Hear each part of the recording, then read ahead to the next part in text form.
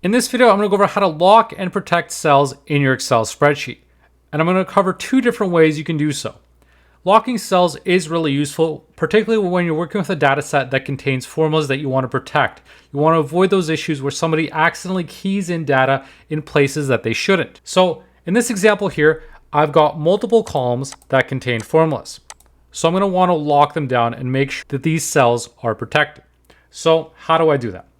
If I click on Control and the number 1, I'll open up the Format Cells dialog box. And under Protection, you'll see the different settings for your cells. So by default, all the cells are set to be locked. But that doesn't mean that they actually are locked, because as you can see here, locking cells or hiding formulas has no effect until you protect the worksheet. So this just tells you that when you go to protect the worksheet, this particular cell is going to be locked and hidden. So if I don't want that, I'll want to uncheck this and say, turn off that setting or turn off this one as well. But I'm going to hit cancel for now. So I'm going to show you a couple different ways we can do this. So the first one, this is the more conventional approach, and that's just by changing those settings in the format section. So if I were locking cells, what I would do first is I'm going to select all the cells in my sheet here. And I can do that by clicking on Control A. But since I'm on a table here, it's selecting all the table values. So I'm going to click over here, click on Control A, and now Control 1, which is going to open up that Format Cells dialog box again. Now I'm going to check off locked and hidden, click on OK. And so now you'll notice I've got these green triangles that show up for these values that contain formulas. This is Excel's way of saying that, hey, maybe you want to set the protection to be on for these specific cells because they contain formulas. So I'm going to follow Excel's advice and do just that. So I'm going to select them, go all the way to the bottom. Now hit Control 1, and now check them off for both locked and hidden. You don't have to set them to hidden, but what hidden is going to do is it's going to hide the value in this formula bar. So someone's not going to be able to see your formula. So you may just want to hide the formulas, but not necessarily lock the cells if you wanted to. But I'm going to click on OK to enable both of those settings now. And now you can see those triangles disappear. Now, when I go to the Review tab, click on Protect Sheet. Once I apply that protection, these cells are going to be locked. Right now, they're not locked. I can still key in the values there. I'm going to undo that. And now click on Protect Sheet. And now it's going to prompt me to enter in a password. And I can also specify the different things users should be allowed to do on this worksheet, even when it's locked. By default, it says they can select locked cells and select unlocked cells. So I'm going to leave that as is. And I'm going to enter a password, 1, 2, 3, 4. And then it's going to ask me to confirm that password, 1, 2, 3, 4. You don't have to enter a password, of course, but the problem is then it's as easy just clicking this button again and the protection will be off. So if you don't want a password, you don't have to do it, but that's where you'll enter it in when you click on that option to protect and unprotect the sheet. So now if I go here and want to make any changes, it's going to give me this message saying the cell or chart you're trying to change is on a protected sheet. So I have to unprotect it first to allow me to make these changes on here. So this is the conventional way of protecting the sheet that most people are probably used to. The key thing to remember with this method is you want to unlock all the cells first and then select the individual ones that you do want to lock. It's a bit counterintuitive, but it's easy when you're dealing with a lot of cells that you want to lock. So now I'm going to unlock and unprotect this sheet, enter in my password, and I'll go back to locking everything.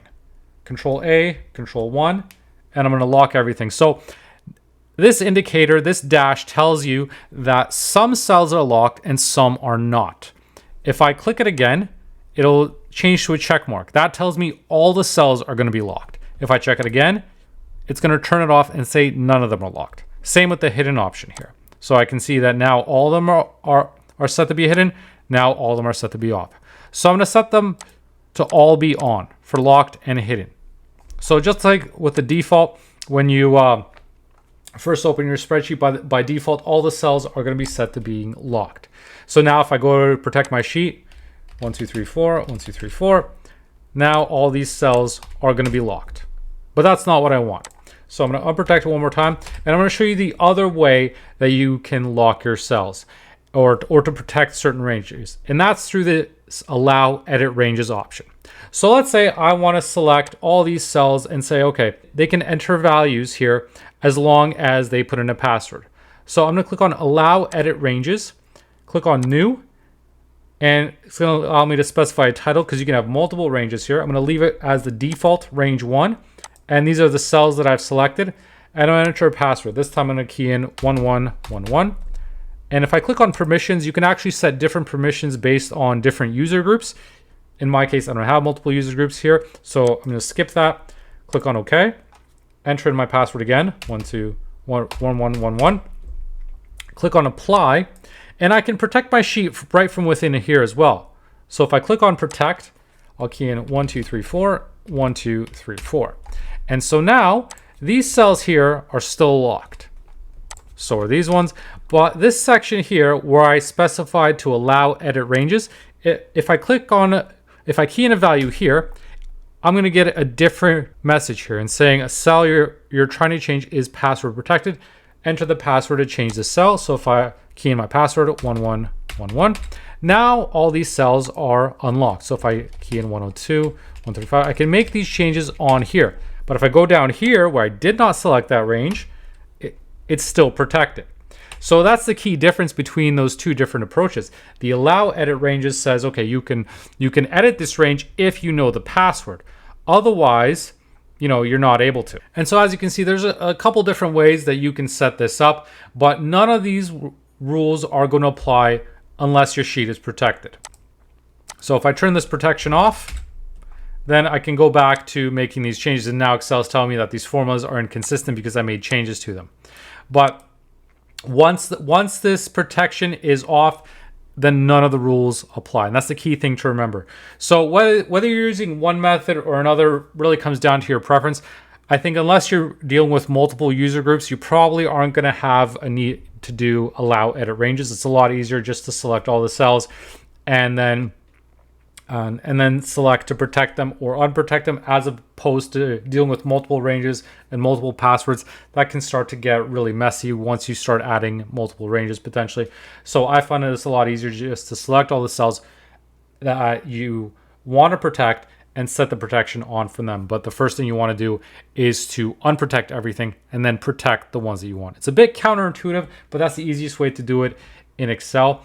One other thing you may want to consider is protect workbook. So that's an option where it'll prevent people from making structural changes, such as adding, moving, deleting sheets from your workbook. So if you wanted to apply that, you just click on it, key in a password, 1234 again. And this is just a very simple protection. You'll notice it doesn't say unprotect. It just shows a different shade color as if it's pressed. And that prevents me from adding a new tab or deleting anything, renaming anything. That's the main purpose of protect workbook. So I want to unprotect it, select that again, and it's off. So that's a wrap for this video. I hope you learned something, and if you did like this video, please make sure to leave a like and subscribe for more. Thanks for watching.